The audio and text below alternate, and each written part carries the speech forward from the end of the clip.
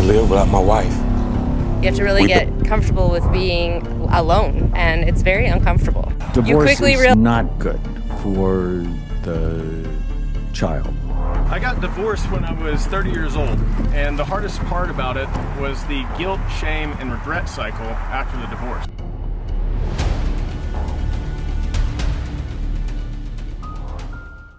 What's the most pain you felt that wasn't physical? When I got divorced, I was crushed. It's mental because when you're with someone for nearly 20 years, you have children together.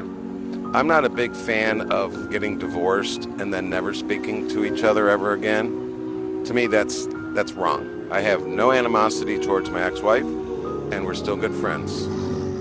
I can't live without my wife. We've been together for so long. I just want to make it right and show her that I will be there to listen. And I know her worth. She has a heart of gold, and I don't want to lose that.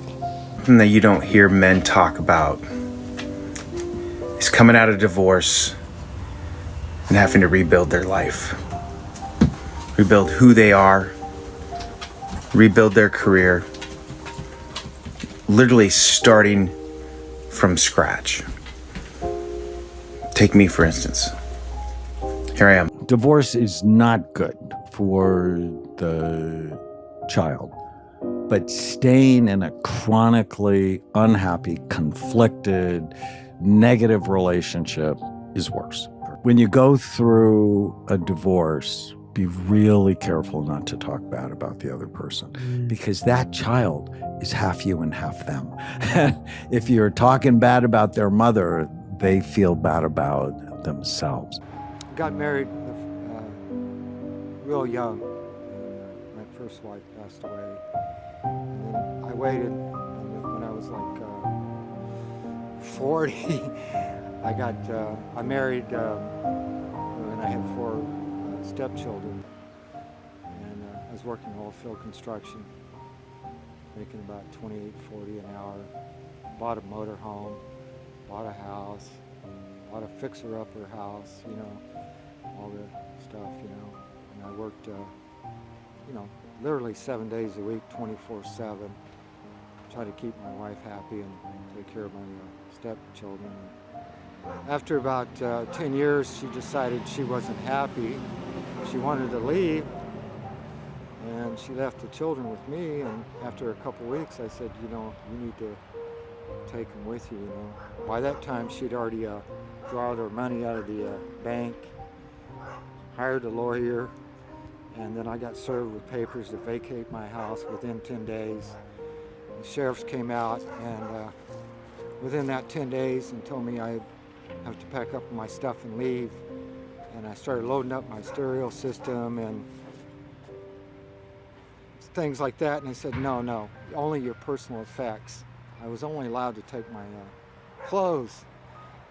And then I loaded them up in my pickup. In my pickup, sheriff came back again and said I couldn't take the pickup because it was in both our names and she had a need for it, even though she had a pickup and a car.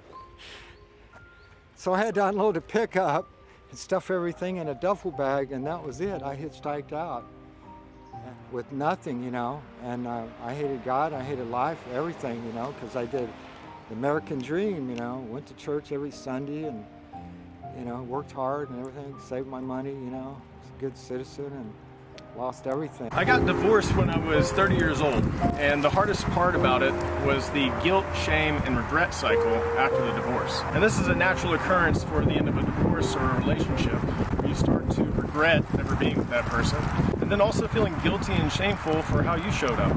Ultimately, this cycle is going to be never ending until you choose to take responsibility for how you showed up in the relationship. Healing begins with responsibility, and until you have the courage to make that choice, that guilt, shame, and regret cycle will continue. So there are some crucial things that people don't talk about after you go through a divorce. The fact that the quietness and the emptiness in your home when you don't have your spouse or your children is deafening. You have to really get comfortable with being alone, and it's very uncomfortable. You quickly realize that you are now the center stage of all conversation in your friend group, because you're now living this wild and fun life because you're no longer attached to anybody. And I don't know about you, but I spent a lot of my time crying and eating pizza and drinking wine in the bathtub. Being single is glamorized in today's society, and people are saying, yes, good for being single, and you should really, really just enjoy it. It's so freeing. When really you lost your purpose because you've been supporting this person for X amount of years and supporting their aspirations and their goals and their dreams and their desires, and you lost yourself along the way. So now it's beautiful. You get to find yourself, but it's hard to sit in. I'm sitting in the parking lot of a Target right now because I need to get toilet paper and I'm having such a hard day today.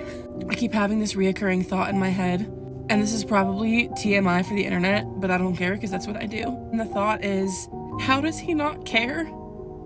You know, like, how do some people go about their days, go to sleep at night, not caring that they hurt someone? You know, like, not caring that they traumatized someone, not caring that their actions affected you. I have to go into the store and buy, toilet paper, paper towel, like essential daily things, right?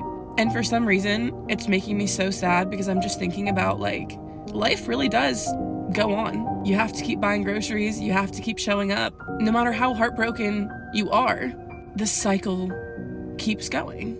Some days are easy, some days are not. But some days I just wish time would stop so I could have a second to breathe and catch up,